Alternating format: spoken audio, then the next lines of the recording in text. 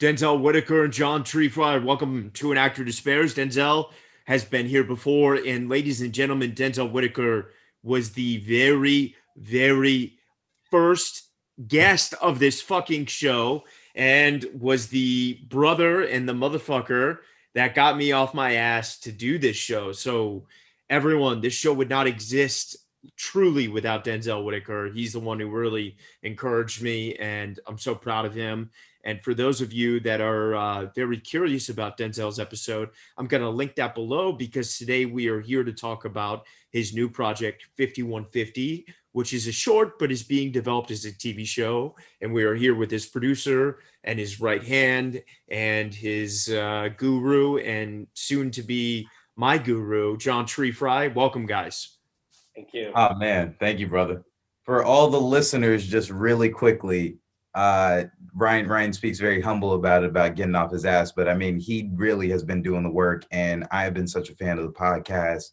So proud of where Ryan's podcast has taken off at this point. And Actor Despairs is incredible. So from the first time we recorded, bro, I just wanted to give you your flowers in front of your audience, man. This is incredible, and all the guests that you had, it's just wonderful. So great job. Oh, that means so much. I'm right now, for those listening, I'm gonna insert the image of Denzel and I in his garage in the first episode. And there is the image right there. That was us at the very first day. That was January 2018. Oh my Or God. What was it? yeah, 2018. Oh my God, Yeah. it's coming up on 3 years, dude. No, wait, sorry, 19. Okay. So coming up on 3 years. Yeah, here we go. And John Trefry, don't hide back there, bro. Come, Hey, I'm come I'm forward. excited to be here, Ryan. It's you know, being a new fan to the show and also not an actor, it's cool to have a chance to chat with you. And I'm a new convert, to watching and listening, but love what you're doing, and I love, the I love how candid and raw it is. So really excited to be here and just get into it and talk about what Denzel and I've been working on. Well, like I said, for those listening, the Denzel link will be below. But John, if you don't mind, can you just give a quick summary of your background? Sure. So I was actually born and raised in Anchorage, so not definitely not a California or Hollywood native, but I've lived here in Los Angeles since 2008, and really have been passionate about filmmaking and storytelling for most of my career. And I've run a commercial production company called 4WT Media for the last 9 years. And Denzel and myself linked up in 2018 whilst working on a short film called Will the Machine, which Denzel was the star of and then also was a producer of, and I produced as well. And that kind of marked for me, Ryan, like a transition from doing branded and commercial to really be more interested in original content. And so my entry point for doing originals was shorts. Short films are, easier to do than a feature, certainly than a television series. And so I was very excited to link up with Denzel on that project, Will the Machine, because we just really hit it off, really aligned on like values and, the types of things that we're interested in as storytellers and wanting to, create content that is engaging and really compelling for audiences, but then also simultaneously is, has a conscience and is saying something important. And that really led us to our next collaboration, which, as you said, 5150 started as a short film that Denzel had wanted to do, and asked me if I was interested in the project, and I was totally. And I was really excited about what it's about. I'll let Denzel talk more about that, but basically that collaboration has been ongoing since 2018, and we were really excited to actually film and produce the short film version of 5150 last year during the pandemic. And then we were just actually featured and, got to see you actually at the Tribeca Creators Market this year. So really exciting, journey with 5150 and Denzel and myself working together. So beautiful. So Denzel, what is 5150? 5150, before I begin with its original roots, I'll just kind of tell everybody what it's about. It's literally about a Black, narcissistic, egotistical celebrity who we basically journey with at the height of his career. And he's incessant, he's erratic, both within the media and within his own home. His political views are quite jarring. And he gets placed under a temporary psychiatric hold for 72 hours in a mental facility. And so, over the course of the short, we really spend time within that facility with his wife, with his publicist, with his mother, and his little daughter. They all come in, warn him of the dangers he faces, but he's incessant in his behavior. His goal is to tear down this organization, this shadowy cabal that he, calls they.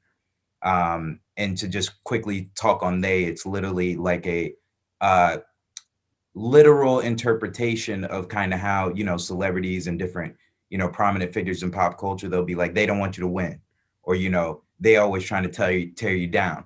So instead of making it about the man or this sinister organization, we literally flipped that on its head and said, okay, what could this actually be for these celebrities? So I just for historical context, and just because I think it, has been since 2019, and I've spoken to you, the world has changed for white people, for Black people, for Asian people, for people like using the term by BIPOC, by POC, and obviously with the killing of George Floyd and Armand Aubrey and Eric Garner, and I could go on and on. The landscape has really shifted in how America views the Black community, for better and for far, far, far, far worse. And in the time that I've known you, you've been working on this project since we did that first episode. And I'm curious for both of you, please feel free to answer, how, as you were creating this thing, because you guys shot during the pandemic, correct? Correct. Yeah. How did everything that has been happening, not just for the Black community, but for the various communities of color, have an impact, if any, on the creating of this? Sure. Actually, in fact, me and John are creating with the times. And, from its inception of when I was working on this, and then even when John and I clicked up in 2018, we were always very, cautious and pragmatic of what was going on within the media. Because, a lot of what we're drawing off of is we want to create this fictionalized heightened version based off of a reality that's already existing around us. Yeah. And that's just even speaking to, creating a prominent celebrity, and how does that work within the world? How do the masses receive this celebrity? And so before we get even to the racial aspect of it, John and I always had to be mindful about cancel culture and who was being canceled and what were they being canceled for, and what were certain issues that, we could talk about and not talk about, particularly with this character. So as you just pointed out, and as John said earlier, we shot in the middle of the pandemic. And so, while the George Floyd, incident took place, and then also the Black Lives Matter movement, marches had taken place shortly thereafter, we're coming right off of the heels of that. So there are some black and white images in the beginning of our short film that are literally, taken exactly from those marches. And, we sought out to, friends of mine who are photographers and whatnot. Even yourself, you put in a photo, which we thank you for that. So, and I also think there's one of the best performances from me. There's a cameo on there. I wasn't gonna bring it up yet, but that's a wonderful cameo by my guy doing what he does best. So, but yeah, no, we definitely wanted to adapt, and we wanted to, be at the forefront of that, because it was one of those things where we were making the project the divinity of what was happening, and not to say we wanted an incident like this to happen, by God, no, but it was like the divinity of all of these different topics that we were trying to hit on were just sort of like, falling into place like Lego bricks at the same time. So we were like, okay, well, how can we speak to this without being too trendy? And it wasn't that we were trying to be on time, just the project was in it of itself on time. Hmm. And I want to just quickly answer one thing about race in general. I'd say this much. I don't think it's gotten worse per se. I think it's more visual. I think Yeah. it's more at the forefront. So people are now seeing it, in droves, and we're not, sitting back and passively letting incident after incident happen. It's now being recorded and it's now being at the The cell forefront. phone changed everything. Changed everything, man. And so that's kind of in a way what's happening with 5150 with even with this celebrity, in the past, certain celebrities can do certain things or they had, certain opinions, but now every celebrity is asked to be more than what they are. They're asked to be more than basketball players and actors and, sports figures or whatever it may be, because in these interviews, they're asked for their own personal opinions. And these celebrities aren't just sitting back and just letting, these atrocities go wayside. They're actually, acting up and speaking on it. Yeah. You know what I mean? And so with that comes a certain amount of backlash. Not everybody's going to definitely agree with that. So here we have the celebrity who's very passionate about this topic. So he's going to stand up and speak for it. And I would even say to that message, like with the Black Lives Matter movement, when all of that stuff went down, the window for Black creators or just, people of color in general, the door is wide open because now we're knocking at the forefront being like, hey, listen up. Our voices have been marginalized and we have something to say. So for me, I don't necessarily see it as regressive, but progressive, everything that transpired. And obviously, given what you've said about the plot, I think everyone right now in their head is thinking of Kanye West. How much of an influence was Kanye West for this project? You mind if I answer, John? Please. I'd say this much. I've always been a fan of Kanye's, and I've seen the trajectory of him way, way from College Dropout and even before. And I think for any fan who's, been around for that long, there definitely has been a shift in an arc of his career and even, his mental stability. So he's not the only figure that we've looked towards. We've looked towards other celebrities like now we see Britney Spears and Tom Cruise and Colin Kaepernick and Kevin Hart. All of these celebrities were an amalgamation of what we crafted with celeb. But, to speak to Kanye. Celeb is the protagonist in this Yes, piece. Celeb's the Yeah. protagonist for the short film. But to speak to Kanye in general, I think there's a lot there. I think there's a lot, that John and I have consistently talked about. And obviously, he can sway both ways in terms of, public opinion. He gets in front of the news and it's polarizing. So he's definitely one of those that we took inspiration from, but he's not the only one, to say the least. Yeah, and as well, like another thing I think, Ryan, to share with the audience is that our protagonist is very much an anti-hero, in the vein of like a Tony Soprano or a Walter White. And as Denzel touched on, we find him really on the downfall, during the series, and where the short film, really tease up the story is, hey, here's this prominent, really beloved public figure who is literally everything around him is on fire, and he's losing, his public appeal. He's losing, his influence, and his actual, career is crumbling as well. And so, it's what I think is nuanced about what we're trying to say and the story that we're telling is, we're not necessarily trying to make a judgment call on, whether or not this person, this fictionalized protagonist is, a good or bad person. He's very flawed. He's very complicated.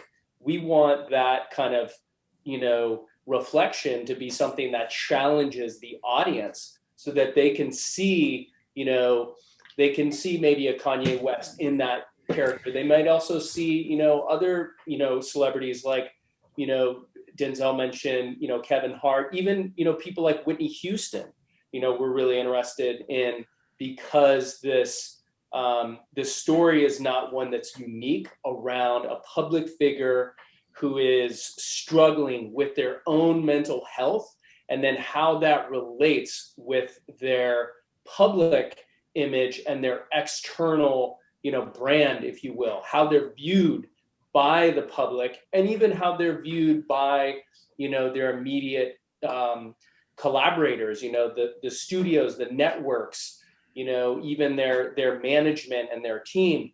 And so we thought that was a really rich, tapestry to kind of look into and pull the curtain back, for audiences to say, hey, this is what, goes on behind the closed doors. This is what the 1%, actually deals with and lives with.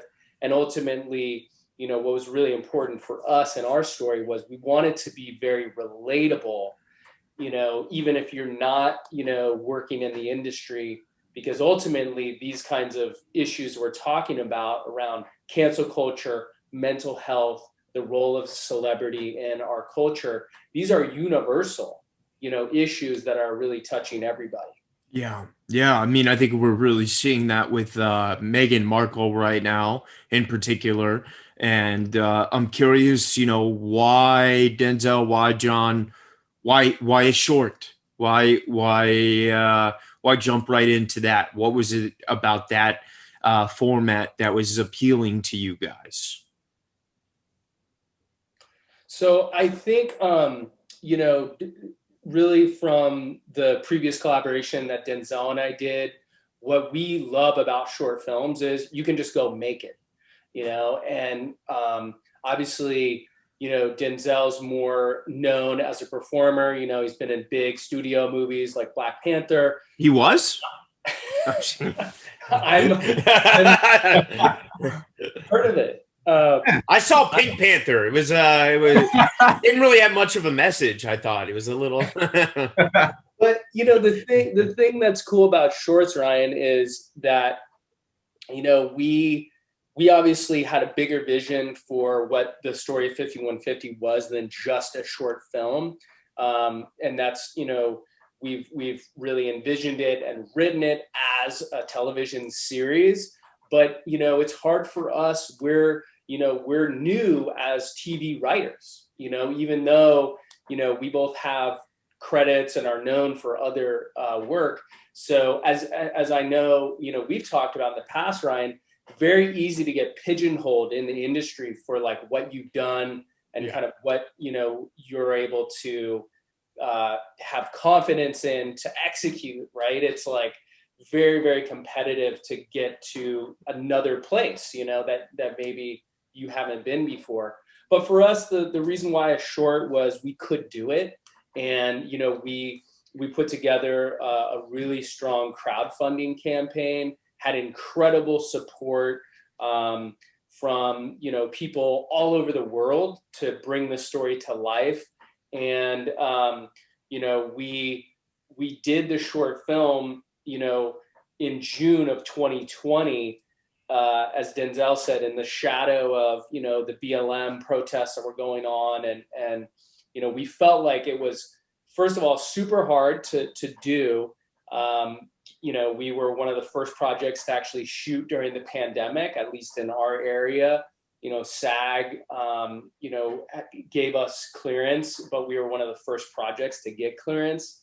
But, the reason of why to do a short was to show, what is this world? What are these characters? What does it look and actually feel like? And especially, for Denzel as the director, myself as the producer, and then us as writers together, we wanted to demonstrate, not just to, the industry, but also to audiences, hey, this is what we're capable of. This is what this thing actually will look and feel like, to a certain degree, because we pulled it off with like very, very little resources compared to what we envisioned the series to be. So it's very important for us to just put everything on screen, really, really, execute to a high level so that we could instill confidence in, creating the bigger story, the bigger world, of what we think this can be. And we're actually super excited as well that the short film is kind of being developed in tandem with the series, which is something that we've not seen a lot of other creators do. And so we're using that we're actually releasing the short film for free to audiences globally, because we want audiences to get excited and really fall in love with these characters in this world, so that they can really help us create the traction for going out and getting the series made. And yeah, go on, Denzel. One of the things that I was just going to quickly say to that, because I know some of the listeners who listen are, young creatives themselves, calling cards, short films are kind of how some of us as filmmakers cut our teeth, as well as it being just an accessibility thing where we could go do it on our own. Basically, when John and I met off of Will the Machine, I was very young in my narrative directing skill set. I had done some music videos, small commercial work, whatever it may be, but I hadn't really, bolstered that side of my career per se. And so when we would walk in rooms, I might have this impressive reel, but they only look at you as a music video director. So similar to what John was saying about pigeonholing, John had mentioned earlier his commercial company, 4WT Media, and how they want to jump more into original content. This was just a wonderful intersection for us as well to, put together a package where it was like, hey, we can definitely do this. Take us serious as, TV creatives, take us serious as narrative filmmakers. And if we could do this on our own via crowdfunding, via gaining the resources like, partners with David Oyelowo and Jovan Adepo, gaining the different partners that we had entrusted like Canon to come on board, Company 3. We had the visual effects company Chicken Bone, who also just came off the heels of Queen Gambit. They did all of their visual effects, came on board with us. Our music supervisor, the guys who were doing our sound, had worked on Tron and Godfather of Harlem. It's like we got all these incredible partners that we were able to do on our own. So the reason why I want to point that out to some of your listeners is like, feel empowered, feel encouraged to get out there and do it. As creatives, the technology is getting cheaper. The accessibility is getting more open. Like John just said, we're going to release this short for free because it's really about garnering the public and getting them in on this experience early before we even take it to a network. Empower yourself, creatives, because you can. And was it tough for you going in those rooms and pitching yourself as a director? Did they take you seriously, or did you feel like, all right, well, none of these people are going to give me money or allow me to do this. I got to do it. We got to do it on our own. Let me take it 1,000% real with you, man. I was shopping around 5150 to several companies before it even landed on John's desk. If we clicked up in 2018, I started writing this thing at the end of 2016 as a way to showcase, myself as a young narrative director, because all of my material was outdated beforehand. And those opportunities were coming seldom for myself.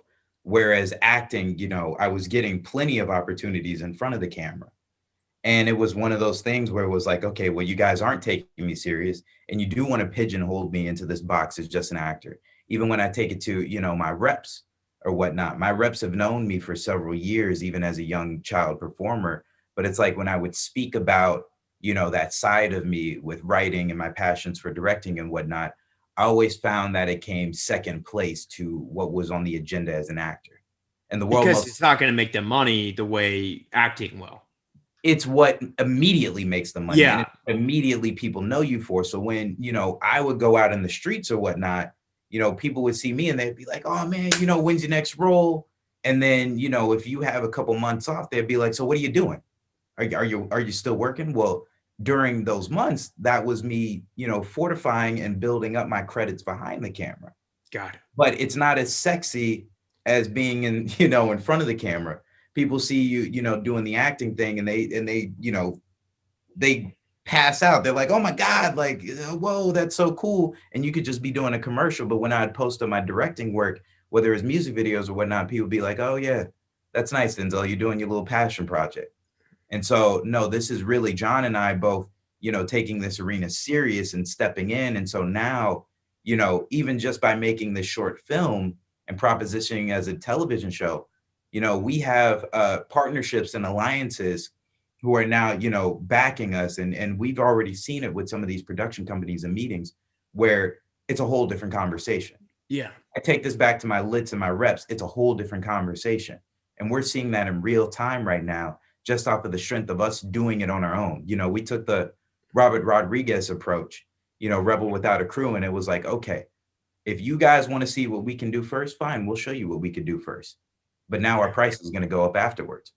Yeah, as it should. And I'm curious, how did production go during the pandemic? I mean, there was already a lot of constraints, I'm sure, budgetary wise, because I mean, I was at a panel with Margot Robbie, and she was talking about Birds of Prey, and she was like, look, I just did a huge studio film, and you never have enough money. There's just never enough money.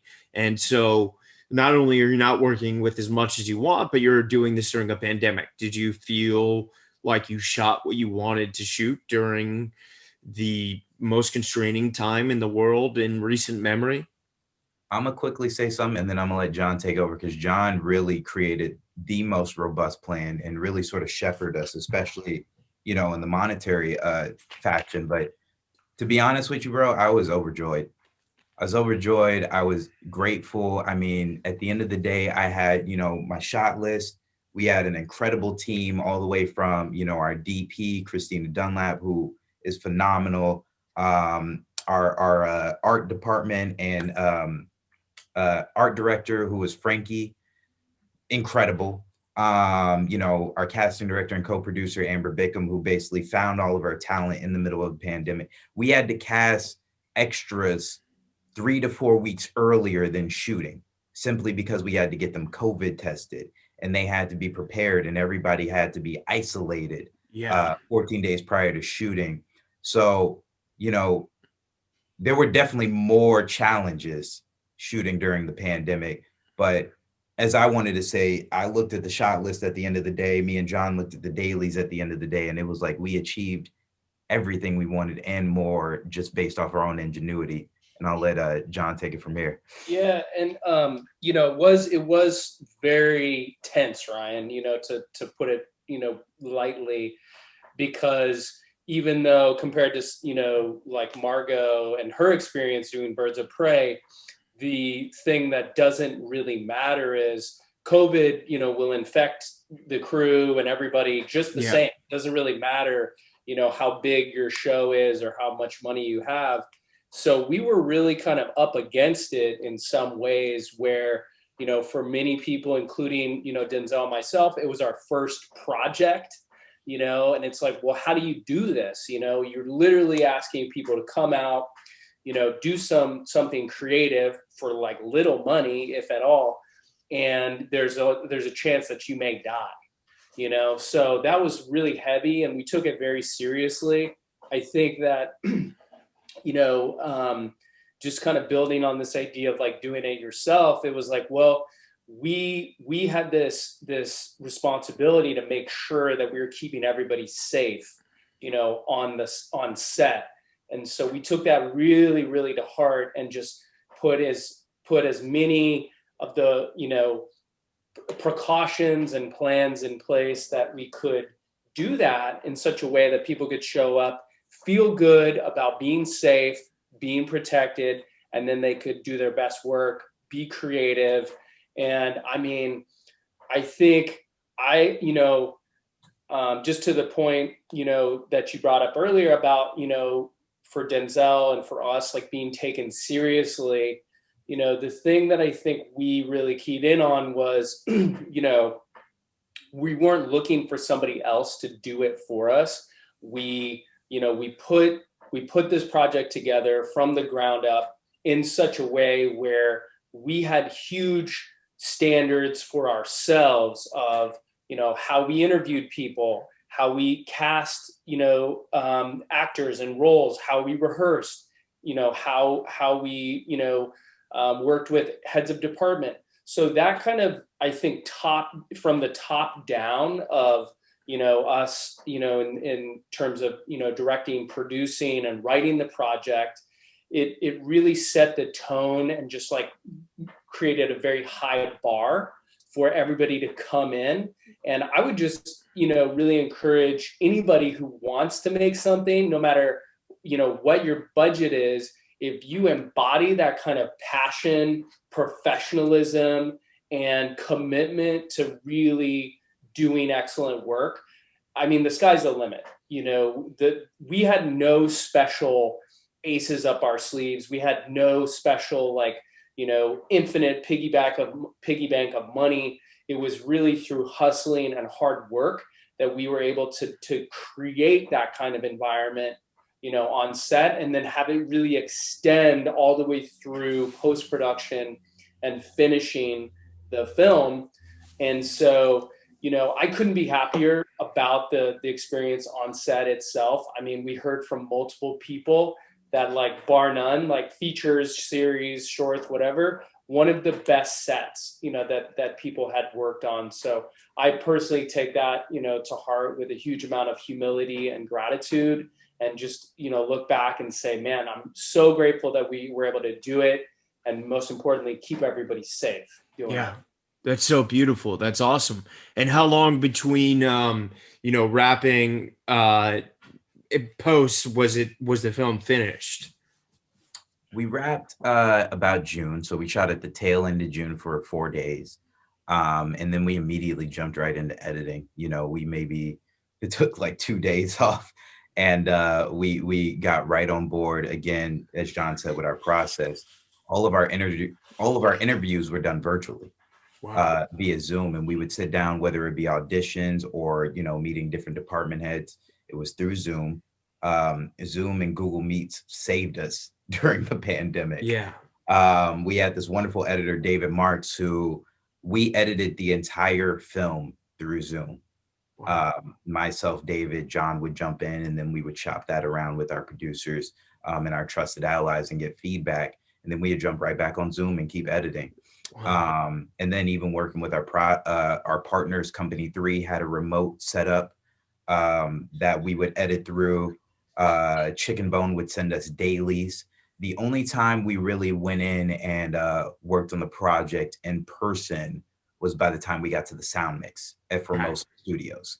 And at that point, that was the tail end of the project. It was the last day, and we did an entire sound mix and married that with the score towards the end. But I would say that process took us all the way until November. Wow. And then you did the festival submission. How was it, navigating that whole bullshit, because it can be very fickle?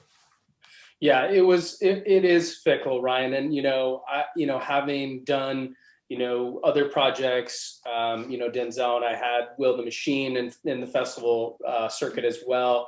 I had projects at Tribeca and South by in the past, and we were really hopeful. We were aiming for, competing at Sundance and South by as an episodic. And what we found was actually surprisingly hugely competitive in the festivals, largely because the programs were really slimmed down. So the amount of both films as well as episodics that were being accepted was like reduced greatly. So, I think, where we were, it was challenging was, the short film is about 17 and a half minutes. The series is envisioned as a 60-minute, or thereabout hour long, episode. And so translating, this 17-minute proof of concept, if you will, to what that means for an hour-long pilot. Yeah. It's not, traditionally speaking, like a pilot. We're not producing an indie pilot. We didn't have the resources, quite frankly. So, that's a bit of a gray area. How do you, sort of as a festival, how do you program something that's not the full thing? But I think what we were really excited about was we ultimately did get the invitation to compete at the Tribeca Creators Market, which was, having had films at Tribeca in the past, honestly, one of the most valuable festival experiences that I've personally had in my career, and would just highly recommend any filmmakers to pursue that kind of format, whereby instead of being at the festival as a short or as an episodic, what 5150 was basically as a project that we could then showcase to industry executives, managers, producers, others. And so over the course of 2 days, Denzel and I met with 19 different companies, HBO, Disney, Warner Brothers, Color Creative, like just to name a few.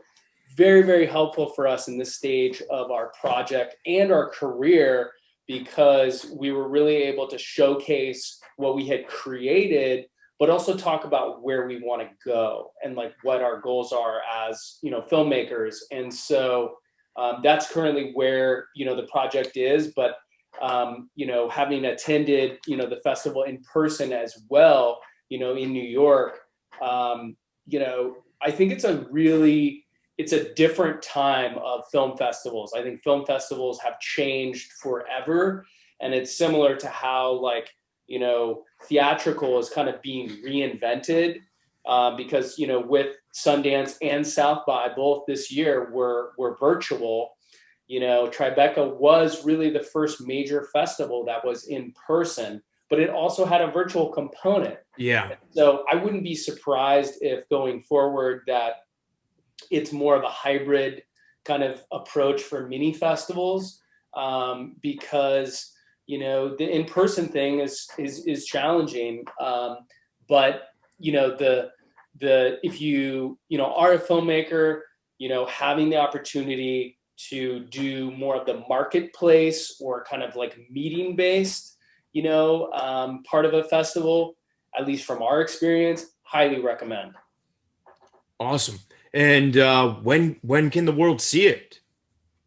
So we're really excited, Ryan, to be releasing 5150 in August publicly. So we'll have more details on the exact date, which we'd love to share with your audience. Yeah. But it'll be available, for free. And we've got some amazing partners. Short of the week, director's notes, Argo. We're working with all of those partners to get the film out in front of audiences. Ultimately, as Denzel said, I mean, this is really, we want the public to be involved and have a voice in what this series means. Why is it important, to tell this story? And we want to hear the feedback. What resonates? What do you want to see more of? And I think that kind of like co-creation is something that really excites us. We look at shows like Watchmen or Lovecraft Country as inspirations for stories that are about Black characters and issues that really affect the Black community, but are really widely loved and cross over and have huge audiences. So we're that's what we're shooting for. We're really wanting this to be a show for audiences of all colors. But we're really looking forward to getting the short out there and getting it in front of audiences. Awesome. And Denzel, what advice would you have for everyone listening? Final question that want to make it short. Man, I was just thinking about that because I was ruminating about just our festival experience, and kind of to what John said, like one of the things that was so interesting about this project from the jump, ever since we started working together, was just the divinity of it all. And for those who understand that concept or believe in it, it's like when you have a passion that's so bold, so emblazoned, so like internal within you that you must see it through, that you know that this is your calling. Because John and I could have rightfully so went to writers to write this, or even the 5150 pilot, but we know these characters, we know, the hearts and the minds of what it should be. So we just kept empowering ourselves throughout the entire process. Before 5150, I most certainly was afraid to call myself a writer. And now, on the tail end of this, I can confidently say, hey, I write. Yeah. This is a new skill set. There have been many times within my career, and um, not to just put spotlight on me for a second, but just to use this as an example, I worked at Cartoon Network for 5 years as an editor. I worked with a fashion photographer in Miguel's camp, and shot fashion photography for 3 years. And I worked as a graphic designer. The reason why I bring this up is because once we jumped into 5150, all of these skill sets now had to be in play. Yeah. There were some things I had to go out and shoot, photography wise. All of the digital graphics that you see, this was, me and John, curating that stuff. And then I would go in and maybe edit templates or create custom stuff. So you never know where your past skill sets are going to come into play. Yeah. And how you can use that to, once again, bolster your package and just encourage yourself to be like, hey, I am capable. Yeah. I can make something. I have the tools, I have the resources. There are people around me who want to see me succeed. You know what I mean? And that goes for both John and I. Like, as soon as we had the mission statement and as soon as we, decided to put on our boots and really take our first step, there were so many people who encouraged us along the way, so many people who empowered us, so many people who were just happy to see that John and I were taking these steps. And I think, even speaking to some of the fickleness, on the back end that maybe we've experienced, it's one of those things where, like, John and I are so passionate about the project, we know at the end of the day, it needs to resonate with the public. Yeah. And so once we put this project out and once we see how it's resonating with the public, we've already, tested it in front of small audiences and they've been blown away. They've been like, this project couldn't be any more timely. We might have shot ourselves in the foot because we went out and the bar that we set for ourselves was so fit and finished and polished where we have a product that can compete with any other network right now, any other network that can take on this product. We polished it to the same standards that they have polished it to. And that's just, again, me and John encouraging ourselves that we can do it. And on the back end of that, we showed we can deliver, and we can deliver with the amount of money that we can raise on our own. So imagine the amount of money that when we actually sit at the table and finally have a seat, what we can do. So again, I just really encourage anybody who's listening right now is like, it all starts with the pen. It all starts with the mind. It all starts with your first steps, and just be encouraged that you can do it. And when you align yourself with your true purpose, that divine interaction, that divinity will happen. And then you'll just see yourself on roller wheels, just take off. And before you look back, your car will be moving on its own. Amazing. Yeah. Real quick, Ryan, I just wanted to add 3 things because I love this question. And I wanted to just build on what Denzel said. And I think your question, Ryan, about advice for filmmakers making shorts is so powerful because you can make a short film on your own, like right now. And the 3 concrete things that I just wanted to share in addition to what Denzel said, because I have seen this really, really work for other filmmakers, and I've done, over 10 narrative shorts myself as a producer. The first thing that I would say is use what you have. This is like the Robert Rodriguez school of filmmaking, where it's like, okay, do you have access to a location? Do you have access to an actor? Do you have access to some sort of cool, technology or thing like that?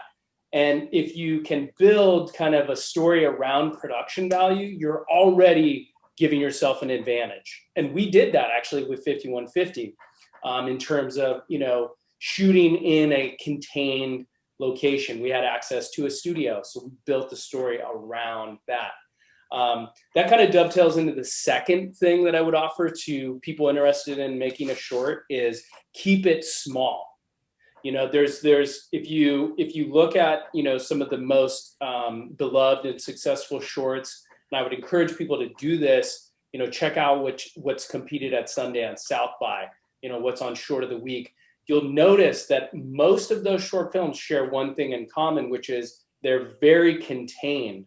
We're talking small number of characters, small number of locations. And the reason for that is, your resources are typically very limited, when you're doing a short. So if you keep it limited to, small, number of actors or a single location, you can then really focus on delivering an amazing story and just raising the bar, and the third and final thing that I would just, offer to short filmmakers is that trust and confidence in yourself that Denzel talked about, and to really focus on, building a team around you who recognize and appreciate that. And for you, and whether you're the writer, you're the director, you're the producer, or you're all three at once, you really want people who you link arms with to see you for what you can make possible. And even if you've not done it before, or you don't have credits that are similar, if you have the belief and the passion, you can absolutely execute it. And one way that Denzel and I did this around ourselves is, this kind of advisory board, if you will, and trusted allies. We created these links with people who were not necessarily directly working on the project. They weren't like an actor or a producer or someone like that, but they were, really smart writers or really smart, actors and people that we knew and trusted. And then we could then, say, hey, what do you think of this draft? Or, hey, what do you think of our, crowdfunding campaign? What do you think about the edit? And having that kind of, group of trusted people doesn't cost anything, as long as you do it, with authenticity and humility, people are really willing. And we, Denzel and myself, we do that for other creatives as well. Yeah. Ryan, you and I have talked about, your trajectory and things you're working on. And I think just that spirit of collaboration and generosity will take you so far. But I think if, you're a short filmmaker and you really think about, those three things, that's the recipe that we've used here. That's, what I've seen other filmmakers really use. And, just get out there and do it. Amazing. Guys, I can't think of a better note to end on. Denzel, John, I'm so proud of you guys. When this thing comes out in August, come back on and let's break it down frame by frame. Hey, let's do it. Awesome. Thank you so much, Ryan. All right, guys. So much love, okay? To be continued. Appreciate it. All right.